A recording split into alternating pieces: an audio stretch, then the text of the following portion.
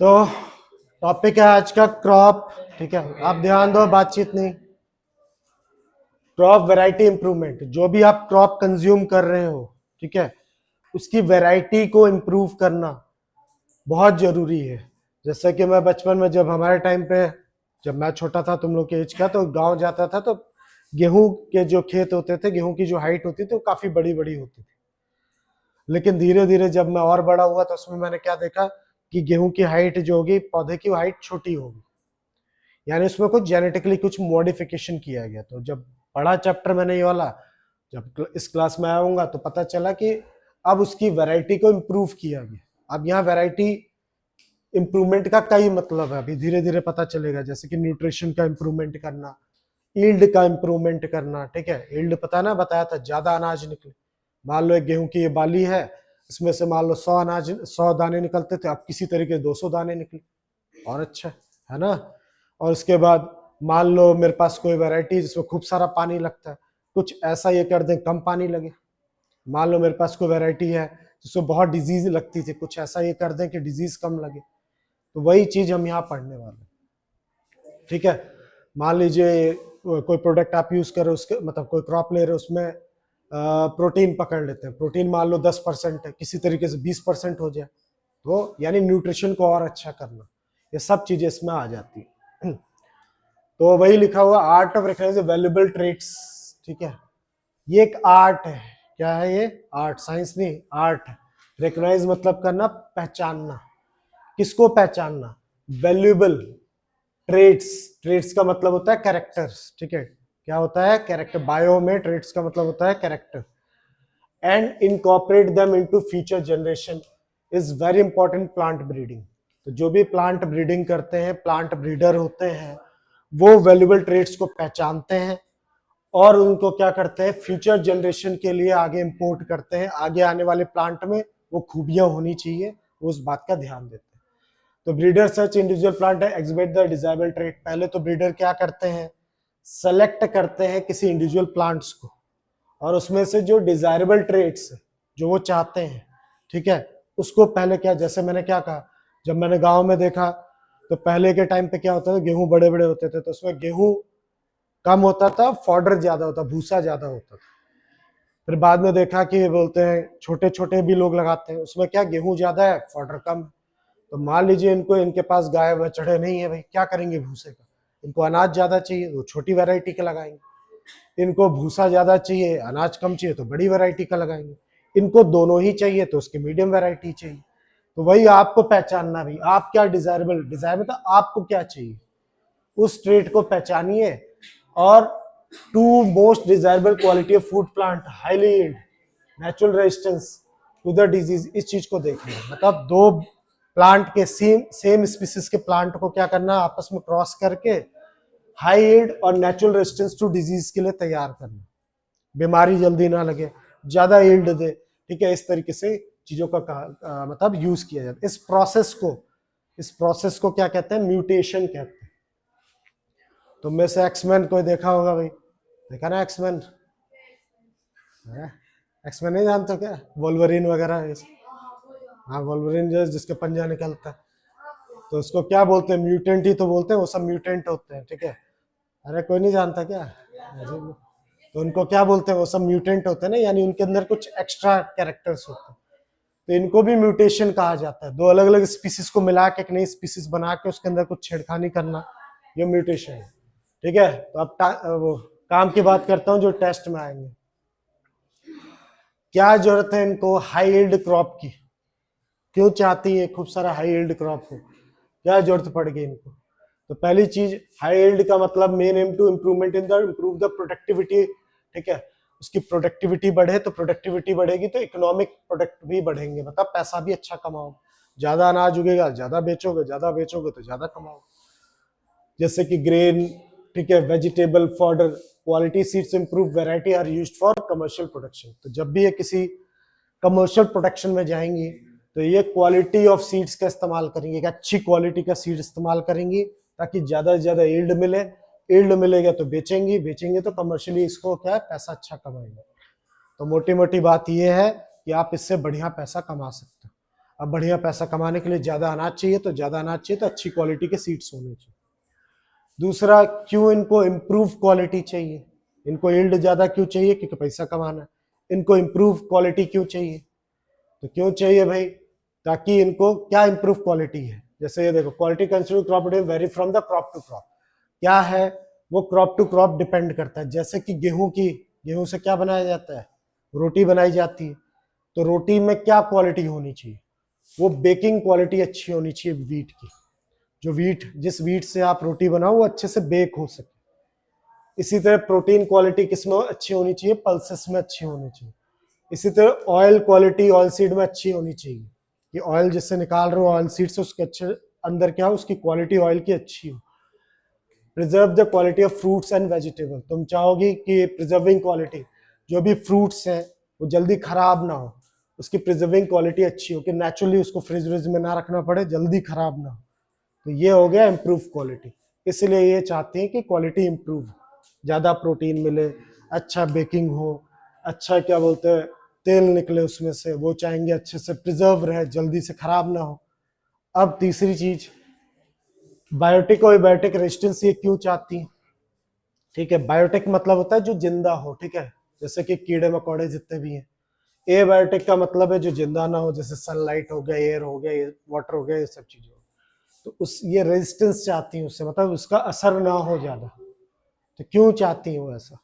Under different situation crop suffer due to biotic stress. ठीक है, हमारा जो क्रॉप है उसमें बहुत ज्यादा स्ट्रेस पड़ता है, किस चीज का? बायोटिक है, जैसे कि डिजीज, इंसेक्ट्स, नेमाटोड्स।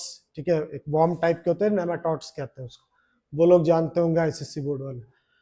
पढ़ा है? 5 किंगडम पढ़ लिया क्या?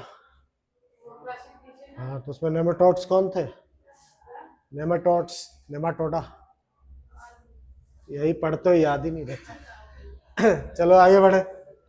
एबायोटिक स्ट्रेस में आता है ड्रॉट हो गया, सूखा पड़ गया, सैलिनिटी, उसमें क्या सॉल्ट आ गया मिट्टी में, वाटर लॉगिंग, पानी लग रहा है, ठीक है, हीट, कोल्ड, फ्रॉस्ट, इन सब चीजों से काफी स्ट्रेस पड़ता है हमारे प्लांट के ऊपर।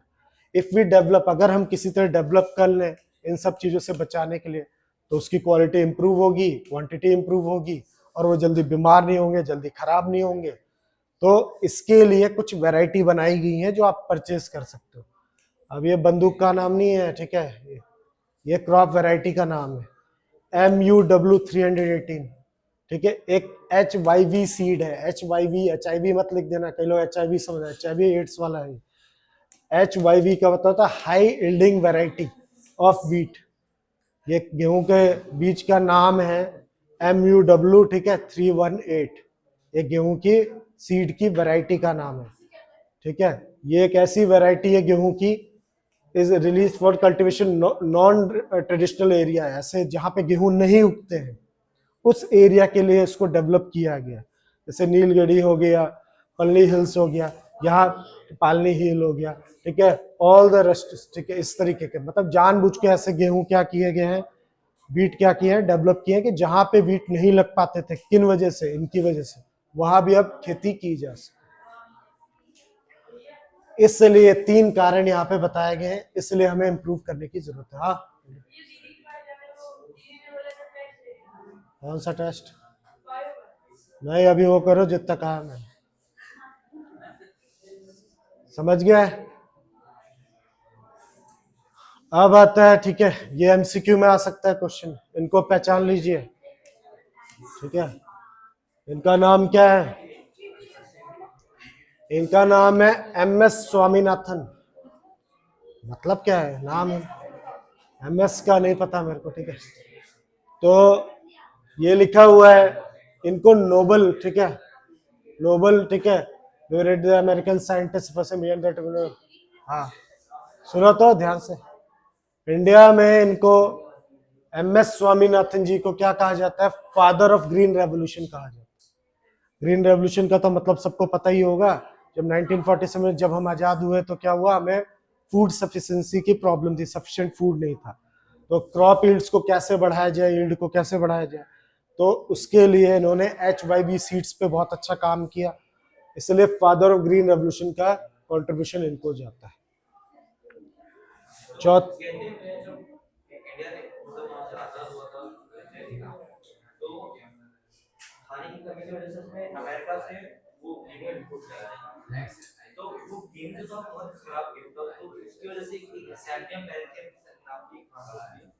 हाँ सही बोल। हाँ आप मेरे हिसाब से तो जानबूझ के भेजा ही है। और आज सबसे बड़ी समस्या जानते ही हो, वो घास हर जगह उगी रहती। चौथी चीज ये क्या चाहती हैं वो देखते हैं। चौथी चीज ये चाहती हैं चेंज इन मेच्योरिटी ड्यूरेशन। अब ये गेहूं को या कोई भी क्रॉप उसको लगाती हैं और उसको 4 महीने 5 महीने 6 महीने 8 महीने तक इंतजार करती है, उस बीच कुछ हो गया, खराब हो गया, ठीक है, या जल्द से जल्द ये क्या चाहती है वो मेच्योर हो, बेचें, पैसा कमाए। तो मेच्योरिटी पीरियड पे भी डिपेंड करता है कि हम चेंजेस चाहते हैं। तो बता रहा था कुछ some short duration crop early mature variety can be make a crop fit into the double and multiple cropping system. जल्दी अगर क्या हो जाएंगे, मेच्योर हो जाएंगे, तो आप जल्दी क्या कर पाओगे उसको डबल या ठीक है मल्टीपल क्रॉपिंग सिस्टम को अडॉप्ट कर पाओगे आप। ठीक है, खेत खाली होगा तभी तो और क्या कर पाओगे, उसमें नए क्रॉप्स लगा पाओगे। तो this also reduce the crop cost of production. इससे क्या होगा, कॉस्ट भी क्या लगेगा, कम लगेगा, जल्दी क्या हो जाएगा, मेच्योर होगा, कटाई वटाई जल्दी जल्दी होके खत्म हो जाएगा, और आप दूसरे क्रॉप भी क्या कर सकते हो, लगा सकते हो। ठीक है, तो uniform maturity will take a harvest process easy and reduce the loss of produce during the harvesting. याद होगा मैंने मल्टी क्रॉपिंग बताया था, दोनों की मेच्योरिटी पीरियड अलग अलग होती। मान लीजिए एक ही साथ मेच्योर हो जाए तो अच्छा ना, एक ही बार में क्या उसी लेबर में क्या हार्वेस्ट हो जाएगा। नहीं समझे मेरी बात। जैसे गेहूं और क्या बोलते हैं सरसों में, मेरे हिसाब से सरसों पहले मेच्योर होता है ना, तो सरसों पहले कटवाना पड़ता है, नहीं कटवाओगे तो पूरा वहीं झड़ के क्या हो खेतों में गिर जाएगा। सही बोल रहा हूँ ना। तो इसलिए उसके लिए अलग से फिर लेबर लगाओ, वो हार्वेस्ट करेंगे, फिर उसके बाद गेहूं के लिए फिर से बुलाओ उसको। इससे अच्छा दोनों एक साथ गेहूं चावल बोलो, गेहूं और मस्टर्ड एक ही साथ मेच्योर हो जाए, तो उसी कॉस्ट में क्या हो जाएगी, कटिंग हो जाएगी, तो आपको सस्ता पड़ेगा। वही लिखा। तीसरा हो गया। पांचवा ये क्या चाहती है भाई, ये चाह चुकी ना, हाँ हाँ, वो क्या चाहते हैं, ठीक है, photo insensitivity and thermo insensitivity. ठीक है, इंसेंसिटिविटी का मतलब सेंस ना करना। Most of the plant are sensitive to certain abiotic factor, it's light और टेम्परेचर। बहुत सारे प्लांट लाइट और टेम्परेचर से बहुत ज्यादा सेंसिटिव होते हैं, मर जाते हैं बहुत धूप पड़ने पे। तो डेवलप फोटो इंसेंटिव, ठीक है, थर्मो रेजिस्टेंस, गर्मी और धूप से बचने वाले कुछ डेवलप कर लें, ये कुछ HYV सीड्स, जैसे कि ये रहा, ठीक है, ठीक है, MACS2469, ये हाई टेम्परेचर को झेल सकता है, तो राजस्थान वगैरह के लिए फिट है। ठीक है, वहां पे ये वाला वैरायटी लगाइए, बढ़िया है। अब वो क्या चाहते हैं, वैसे तो लग नहीं रहा कुछ चाहते हैं, ठीक है, एग्रोनॉमिक ट्रेड्स भी चाहते हो आप। तो एग्रोनॉमिक का क्या मतलब होता है, agronomic trade will be help in setting higher production. जैसे कि एग्रो, अब सुनो तो, एग्रोमेट्रिक ट्रेड्स मतलब जो मैं अभी थोड़ी देर बात कर रहा था, हाइट ज्यादा चाहिए, छोटी चाहिए, क्या चाहिए आपको, तो टॉलनेस कैसी होनी चाहिए, ठीक है, हाई टिलिंग फॉरफेस ब्रांच होना चाहिए, तुम चाहते हो उनकी ब्रांच फैली हुई हो कि ऊपर की तरफ जाए, कैसा चाहते हो, डिजायरेबल कैरेक्टर क्या होता है, ठीक है, उसको देखो आप। ताकि फॉर्डर क्रॉप्स में अक्सर ये देखा है, वो चाहते हैं कि ज्यादा से ज्यादा क्या उसकी ब्रांचेस हो, जितना ब्रांच होगा उतना बढ़िया क्या हो जाए, फॉर्डर के लिए काम आएगा। जितने भी, अब जहां तक मुझे नॉलेज है जो बुक में पढ़ रहा हूँ, फॉर्डर के लिए जो भी फॉर्डर चाहिए होता है उनको, फॉर्डर मतलब चारा, वो प्लांट लंबा हो, ज्यादा ब्रांची हो, उतना अच्छा है, बढ़िया फॉर्डर क्या हो पाएगा, आप अपना जानवर को खिला पाओगे। ठीक है, जबकि ड्राफ्टनेस आप कहाँ चाहिए आपको, जहाँ पे सीरियल्स, जैसे कि वो गेहूं चावल में मुझे नहीं चाहिए कि वो लंबे लंबे हो, उसकी ब्रांचेस फैली हो, मैं चाहता हूँ वो छोटे हो और उनकी क्या बोलते हैं हाइट सीधी सीधी हो, मतलब ब्रांचेस ना हो। तो आप उसमें ड्राफ्टनेस वैरायटी चाहिए आपको, ठीक है, ताकि लोडिंग ना हो, क्योंकि वो बहुत बड़े हो जाएंगे और गेहूं के बालियां जो होंगे ऐसे झुकने लगेंगे, हवा चले वो झुकेगा झुकेगा, गिरेगा पड़ेगा, टूट जाएगा। तो मैं चाहता हूँ शॉर्ट रहे, वो ड्राफ्टनेस रहे उसमें। ठीक है, तो ये कुछ ब्रीड दे रखी है, ब्रीडिंग और रेजिस्टेंस और red dot lead to sugar. हाँ, एक रेड रॉट होता है, बीमारी है ये रेड रॉट, गन्ने में लाल लाल कलर का कुछ धब्बे लग जाते हैं वो, ठीक है, वो बीमारी होती है, उससे बचाना चाहते हो शुगर केन को, तो कुछ वैरायटी यहाँ पे शुगर केन की दे रखी है, CO975, CO6239 है, ठीक है। इससे increase can production in the problem area, जो प्रॉब्लम एरिया वहां पे आप शुगर केन की प्रोडक्शन को बढ़ा सकते हो। हाँ हाँ, इसको कुछ नहीं, क्या कुछ खास मुझे नहीं लगता कुछ फर्क पड़ेगा। नहीं, गन्ने में रेड रेड कलर की बीमारियां हो जाती है उसमें। हाँ तो खा जाओ, क्या ज्यादा कुछ मेरे को तो नहीं लगता। हाँ हाँ हाँ खाते होंगे। मैं फिर रिपीट कर रहा हूँ, ये बीच के नाम, बंदूक के नाम नहीं, पबजी वाले बंदूक का नाम नहीं कि M1 डल्लू दे दो, पता नहीं क्या क्या बोलते थे।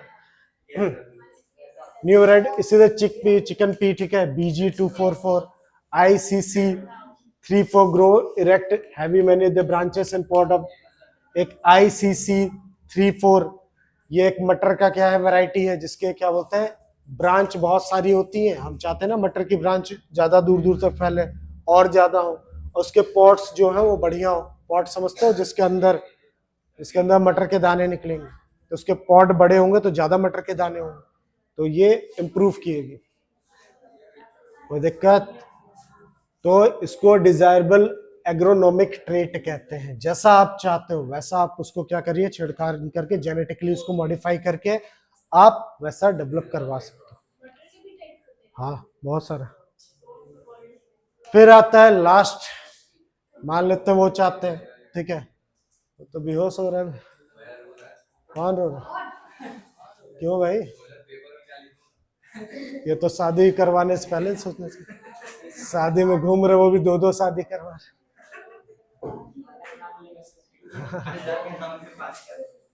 ठीक है, आगे बढ़े। अब लास्ट, वाइडर एडेप्टेबिलिटी। हम चाहते हैं जो भी हमारा क्रॉप हो वाइडर एडेप्ट हो, मतलब हर जगह लग पाए वो, ठीक है, ऐसा नखड़े ना हो। तो we develop the variety of crop which have the wider adaptability, then have to stimulate the crop production under different environment। अलग अलग environment में वो क्या कर सके, ठीक है, लग सके, उस कंडीशन को क्या कर सके, एक्वायर्ड कर सके, तो वो हम ऐसा चाहते हैं। अरे तुम सुन तो रहे नहीं, फायदा क्या, तो जैसा सुनोगे वैसा ही पढ़ाऊंगा, फिर याद कर, क्वालिटी डिग्रेड कर दूंगा।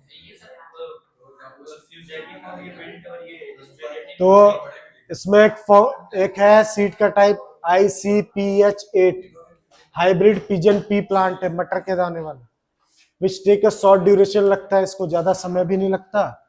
स्केप डिजीज सच, ये कुछ बीमारियां उससे भी बच जाता है, ठीक है, ये भी बीमारी उससे भी बच सकता है।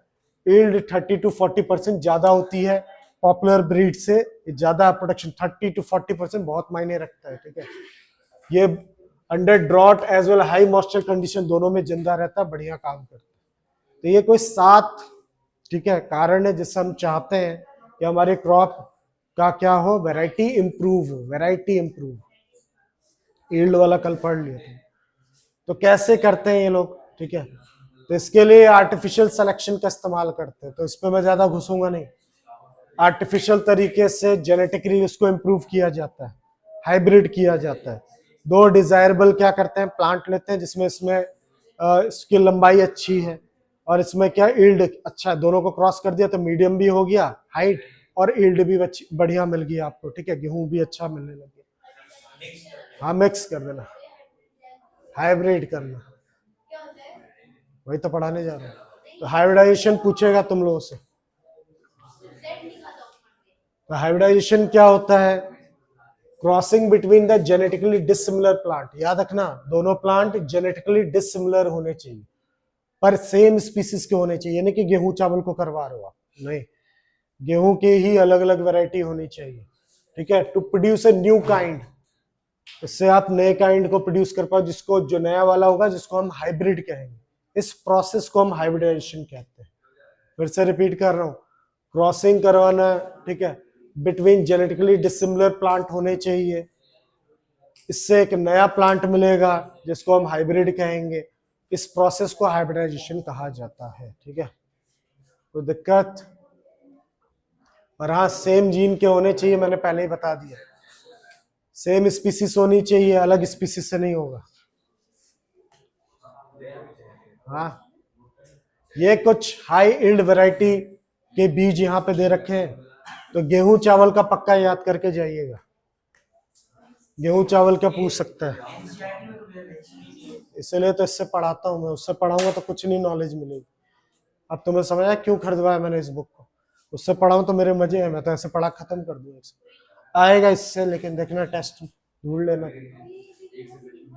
राइस का ये है क्या बोलते हैं, हाई एड वैरायटी सीड्स है। पीछे मैं लास्ट वार्निंग दे रहा हूँ, मैं मारने वाला हूँ पीछे जितने लोग बैठे हुए।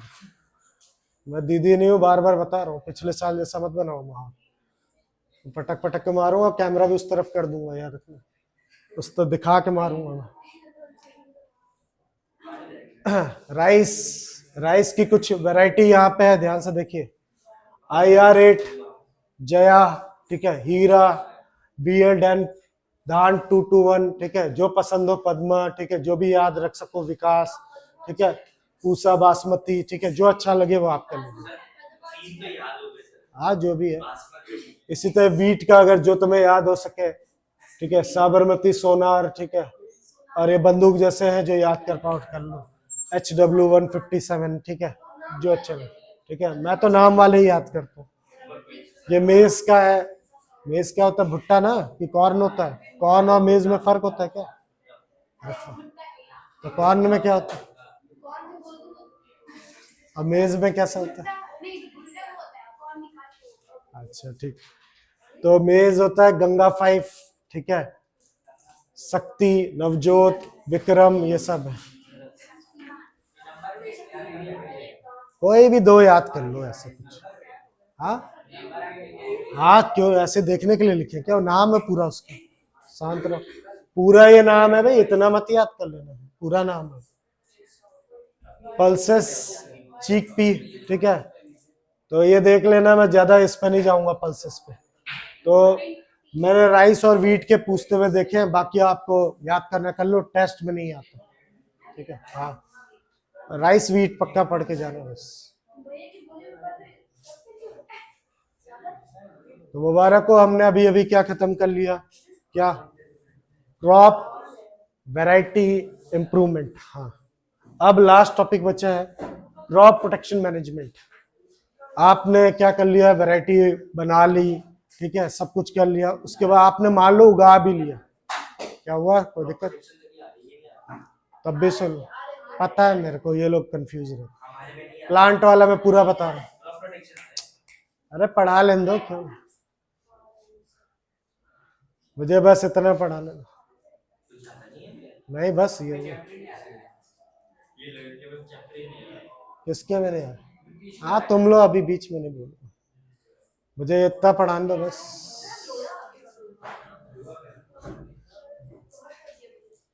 आ रहा है या नहीं आ रहा है, तो फिर पढ़ाने के लिए, मेरे हिसाब से तो आ रहा होगा, ऐसा तो हो नहीं सकता। हाँ स्टोरेज तक ना, तो वही तक बता रहा हूँ। क्रॉप प्रोटेक्शन मैनेजमेंट, ठीक है, क्रॉप क्रॉप को प्रोटेक्ट करना, ठीक है, तो क्रॉप को बर्बाद करने वाले, ठीक है, जो क्या बोलते हैं ऑर्गेनिज्म होते हैं, उनको हम पेस्ट कहते हैं, ठीक है। पेस्ट ऐसे ऑर्गेनिज्म होते हैं जो हमारे क्रॉप को डिस्ट्रॉय करते हैं, तो इसमें paste of crop plant including उसके अंदर वीड्स भी आ जाते हैं, इंसेक्ट्स भी आ जाते हैं। मैंने बोला ऑर्गेनिज्म, मैंने कीड़े मकोड़े वर्ड नहीं यूज किया, प्लांट भी तो एक ऑर्गेनिज्म है। तो वीड्स पता होगा, बचपन पढ़ा होगा, अनवांटेड प्लांट जो होते हैं उनको वीड कहते हैं। इंसेक्ट्स, मिट्स, नेमाटोड्स, रोडिएंट, चूहे हुए, फंगस, बैक्टीरिया, वायरस, ये सब चीजें होता है। तो यहाँ कुछ जज्बाती बातें लिखी हैं कि 50 to 70% हमारा क्रॉप ऐसे ही बर्बाद हो जाता है, 50 to 70% ऐसे ही बर्बाद हो जाता है। तो अब टेस्ट में कौन सा आएगा क्वेश्चन, यहाँ पे आने वाला है, ये देखिए,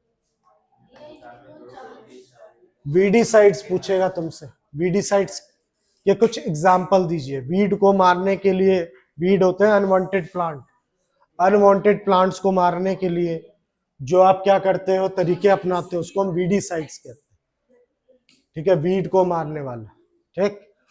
फंगिसाइड्स का मतलब फंगस को मारने वाले, पेस्टिसाइड्स का मतलब है पेस्ट को मारने वाले, इंसेक्टिसाइड्स का मतलब इंसेक्ट्स को मारने वाले, ठीक है। और याद रखना है धमकी दी, टॉक्सिक होते हैं, याद रखिएगा। तो जब भी आप इसका यूज करोगे सोच समझ के करना भी। तो कुछ प्रिवेंटिव तरीके हैं कि थोड़ा आप बच सकते हो केमिकल यूज करने से। तो कुछ ट्रेडिशनल मेथड बताए गए। Use resistance variety of crop plant, ऐसे प्लांट का इस्तेमाल करो जो उन कीड़े या उस वीट से रेजिस्ट कर सके। और कैसे करेंगे ऊपर अभी पढ़ा हमने, है ना। हाइब्रिड यूज करिए, ऐसे हाइब्रिड लेके आइए जो इन सब चीजों से जल्दी अटैक ना हो पाए। दूसरा, selection optimum time to sowing the crop, crop को सो करने का एकदम सही समय चुनिए। अब मैं तो किसान नहीं हूँ, नॉलेज नहीं है, हर एक का एक सीजन होता है, पता ना, सही समय आपको पता होना चाहिए कब इसको लगाना है कब नहीं। क्रॉप रोटेशन और मल्टी क्रॉपिंग पक्का करिए, बहुत अच्छा चीज है, इससे क्या होता है पेस्ट कंट्रोल में रहते हैं। क्लीन, ठीक है, कल्टीवेशन करिए, कल्टीवेशन के लिए क्लीन टेक्निक का इस्तेमाल करिए, ज्यादा हचड़ बचड़ नहीं, ठीक है। समर प्लॉगिंग के टाइम टू टाइम गुड़ाई करते हैं, देखा होगा ना, फावड़ा चलाते हैं और क्या खुरपी से गुड़ाई करते हैं, हाथ से वीड्स को निकाल के फेंकते हैं, ये सब चीजें की जाती है, हाथ से घास को उखाड़ा जाता है। तो वीड, ये कुछ, हाँ टेस्ट वाली चीजें बता रहा हूँ मैं, कुछ वीड्स के नाम आ सकते हैं आपको, तो कुछ वीड के नाम याद कर लीजिए। तो एक वीड हो गया वाइल्ड ओट, कर लो याद, ग्रास, ठीक है, एमेरेंटस, ये सब कुछ याद करके जाना है, टेस्ट में आएगा, ठीक है। तो वीड को हटाने के लिए हम क्या करें, इनको मारने के लिए, तो वीड्स को मारने के लिए भाई हम क्या करेंगे, दो तरीके का इस्तेमाल करेंगे, ठीक है। वीडीसाइड्स का इस्तेमाल, ये सब टेस्ट में नहीं आएगा, उसमें नहीं, दो तरीके हैं, ठीक है, दो क्या बहुत सारे तरीके हैं। पहला तरीका है, इंपॉर्टेंट है याद रखना, टेस्ट में आएगा 1 से 2 मार्क्स का।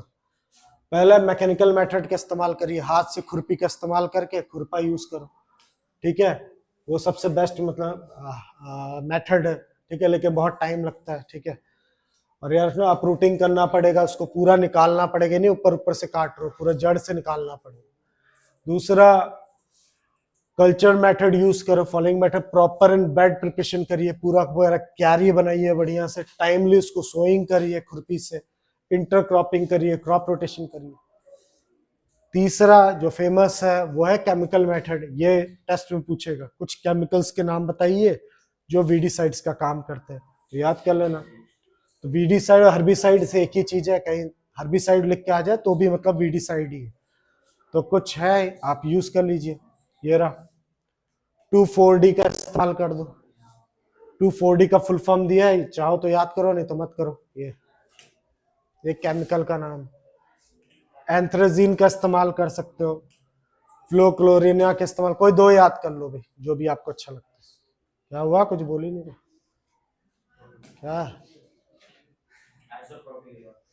ठीक है, मैंने बता दिया भाई, याद कर लेना है, दो आएंगे वीडीसाइड, वीडीसाइड का क्वेश्चन पक्का आएगा, गारंटी दे रहे हैं। फिर आता है बायोलॉजिकल कंट्रोल कर सकते हो, बायोलॉजी का इस्तेमाल करो, ठीक है।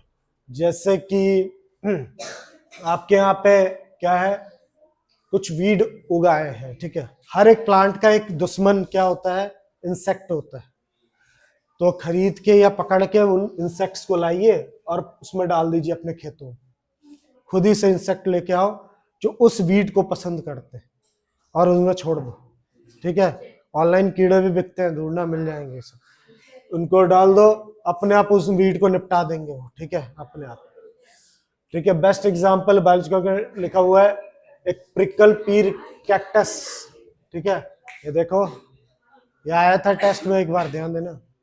The best Indian example of biological control reduction of the prickle पीर, ठीक है, कैक्टस, जिसको हम क्या कहते हैं, ऑप्टिनिया कहते हैं, ऑप्टिया, ऑप्टिया जो भी है, ऑप्टिया, हाँ।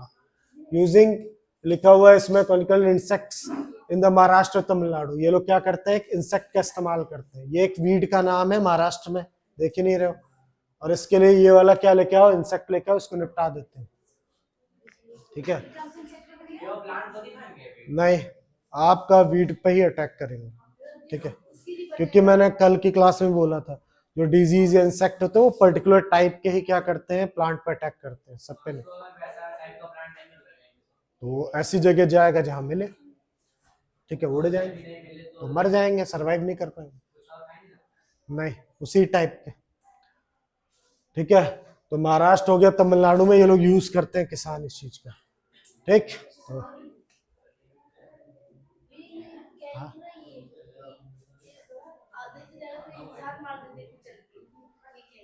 अगला, क्यों मारना है वीड्स को, क्या दिक्कत कर रहे थे, तो पता ही है तुम लोग को। वीड्स को इसलिए मारना जरूरी है कि वीड हार्मफुल होते हैं किसके लिए, हमारे क्रॉप के लिए, ठीक है। वो उनसे कंपटीशन करते हैं, किस बारे में कॉम्पीट करते हैं, किस न्यूट्रिशन उनका छीन लेते हैं। तुमने फर्टिलाइजर डाला था किसके लिए, वीट के लिए, राइस के लिए, पर वो फर्टिलाइजर क्या कर ले रहा है, कोई वीड यूज कर रहा है, वो न्यूट्रिएंट का इस्तेमाल करेगा। तुमने पानी डाला था उसके लिए, लेकिन पानी वो पी जा रहा है, जगह भी घेर रहा है, लाइट भी ले रहा है, यानी कंपटीशन पैदा कर रहा है। तो उसको निपटाना बहुत जरूरी है, ठीक है, ये याद रखिएगा। दूसरा, ये बहुत जल्दी उगते हैं, ठीक है, हटाओगे फटाफट उग जाते हैं दोबारा बार बार, तो इनको निपटाना बहुत जरूरी है। दूसरा, वीड स्प्रेड, भाई वीडिसाइड का इस्तेमाल पढ़ा है तो अभी, ऐसे इनकी टेंडेंसी होती है, ऐसे बुरी चीजें जल्दी क्या होती है, मल्टीप्लाई होती है, ठीक है। The weed spread crop paste and disease bye acting alternate host insects, ये क्या करते हैं, बीमारी भी फैलाते हैं। इन वीड्स की वजह से बहुत सारे पेस्ट और डिजीज भी क्या होते हैं, आते हैं, और हमारे होस्ट को क्या करते हैं, खराब करते हैं, यानी हमारे क्रॉप को क्या करते हैं, खराब करते हैं। ऐसे इंसेक्ट और ऐसे माइक्रोऑर्गेनिज्म को अपने साथ लेके आते हैं जो हमारे मेन क्रॉप को डैमेज करते हैं। कुछ वीड्स तो बड़े खतरनाक होते हैं, वो टॉक्सिक सब्सटेंस पैदा करते हैं जो कि हमारे क्रॉप के ग्रोथ में हिंड्रेंस पैदा करते हैं, जहर जैसे होते हैं, तो उनको मार देते हैं, ठीक है। कई बार तो क्या हो जाता है, हार्वेस्टिंग के टाइम पे वीड्स के सीड्स उससे मिक्स हो जाते हैं और उसकी क्वालिटी क्या हो जाती है, कम हो जाती है। आप बेचने जाओगे देख लेगा उसके अंदर क्या वीड्स भी पड़े हुए, उसकी क्वालिटी डिग्रेड मानी जाएगी, अच्छे पैसे नहीं मिलेंगे, ठीक। इंसेक्ट को मारने के लिए इंसेक्टिसाइड का इस्तेमाल करिए। ये सब कुछ है, तो ये टेस्ट वेस्ट में नहीं आते हैं, आप ध्यान दीजिए बस, ठीक है। हाँ पता है, ये कुछ बीमारियां हैं, ठीक है, जो किसको होते हैं, प्लांट्स को होती है। वो यहाँ पे लिखा है, आप देख सकते हो, इसी टेबल से देख लो, आ सकता है इससे। राइस में एक डिजीज है जिसका नाम है ब्लास्ट, ठीक है, ये फंगस से होता है।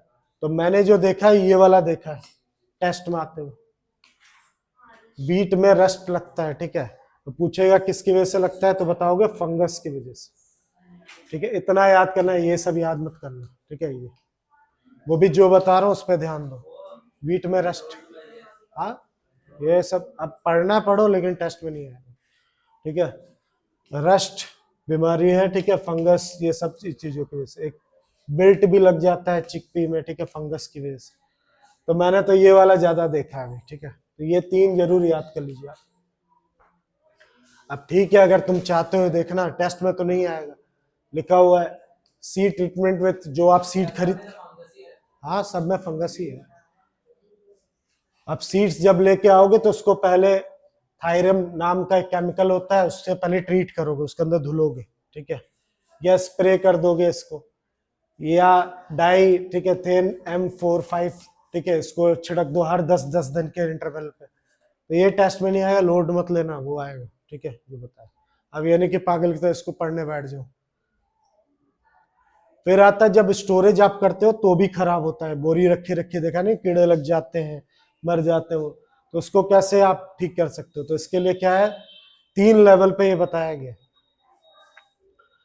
सबसे पहले फार्मर लेवल पे स्टोरेज पहले फार्मर करता है, फिर ट्रेडर लेवल पे ट्रेडर्स करते हैं, तो लास्ट में कौन करता है, फूड कॉर्पोरेशन ऑफ इंडिया। ये भी टेस्ट में शायद आ जाए। इंडिया में एक कॉर्पोरेशन बनाया गया है गवर्नमेंट द्वारा, FCI, इसका नाम है फूड कॉर्पोरेशन ऑफ इंडिया। ये किसानों से अनाज खरीद लेता है, और राशन में देखा ना, राशन में देते हैं अनाज, तो फूड कॉर्पोरेशन ऑफ इंडिया क्या करता है, किसानों से अनाज खरीदता है, फिर वो पीड क्या था, पब्लिक डिस्ट्रीब्यूशन सिस्टम, ठीक है, PDS सिस्टम के तहत क्या करता है, अनाज जिसको जरूरत है उसको बांटता है, ठीक है, और बेचता है, जो कहने का। तो हमें ये नहीं ध्यान देना, हमें ध्यान देना ये उस समय ये कीड़े लग जाते हैं, देख सकते हो ये सब, ठीक है। तो इनको मारने के लिए बायोटिक फैक्टर, क्यों खराब होता है स्टोरेज के समय, तो कुछ बायोटिक फैक्टर होते हैं, जैसे इंसेक्ट्स हो गए, रोडेंट हो गए, चूहे हुए, ठीक है, स्क्वायरल हो गई, स्क्वायरल समझते हो ना, गिलहरी हो गई, ये सब डैमेज करता है, ठीक है। हाँ हाँ याद करना। इसके बाद मेट्स हो गए, बैक्टीरिया हो गए, ये सब हो गए। फिर एबायोटिक फैक्टर्स कुछ होते हैं, जैसे कि मॉइस्चर और टेम्परेचर हमारे उसकी फूड ग्रेन को क्या करता है, खराब करता है।